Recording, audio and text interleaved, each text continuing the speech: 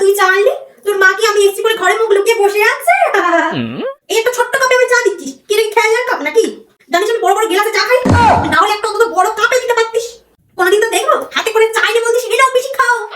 বাবা মা তুমি তো খুব ফোনে বলো যে তোমার ছেলের ইনকামের অবস্থা নাকি খুবই খারাপ। তা বৌদি সোনার আংটিটা এলো কোথা থেকে? ও তোমার বাবা দিয়েছে? আজকাল যাই নতুন জিনিস দেখছি সব বাবা দিচ্ছে। ভালো।